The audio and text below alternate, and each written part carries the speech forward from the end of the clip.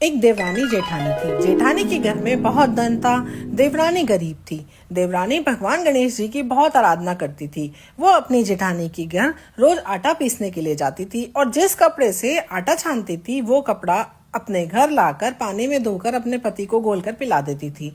एक दिन देवरानी के बच्चों ने देख लिया और अपनी माँ से शिकायत लगा दी। बस फिर क्या था, जेठानी ने देवरानी से कहा, अगर घर जाओ तो आटा छानने का कपड़ा यहीं रखकर जाया करो। देवरानी ने वैसा ही किया। घर गई तो उसका पति बोला, मुझे चूर्ण घोलकर पिला दो।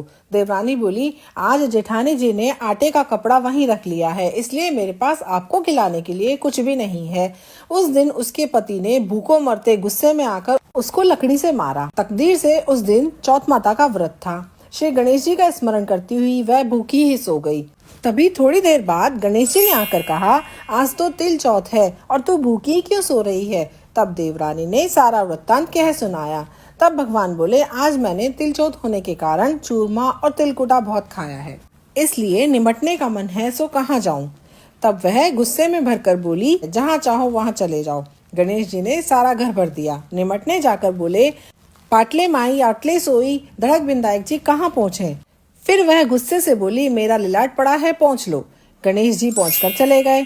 सुबह उठकर जब उसने देखा, सारा घर हीरे मोती से जगमगा रहा था। उसका सिर भी सोने की आभा से चमक रहा था। धन बटोरने में देर हो गई, इसलिए जेठानी के यहाँ नहीं जा सकी। जेठानी ने अपने बच्चों को चाची के घर देखने के लिए भेजा। बच्चों ने आकर देखा, वहाँ हीरे मोती का ढेर लगा हुआ था। तब बच्चों ने जाकर अपनी माँ से कहा कि माँ, चाची के यहाँ तो बहुत धन हो गया है। जेठानी दौड़ी दौड़ी देवरानी के पास आई और पूछने लगी कि इतना धन कहाँ से हुआ।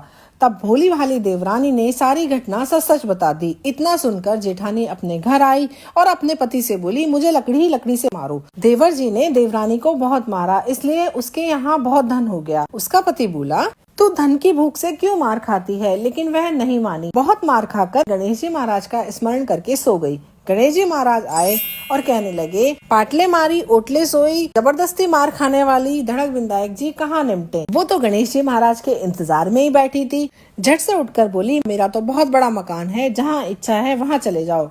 गणेश जी महाराज ने निमटना कर लिया। अब बोले, पहुँचूं कहाँ। तब जेठानी बोली, मेरा लिलाट पड़ा है, पहुँचकर चले जाओ।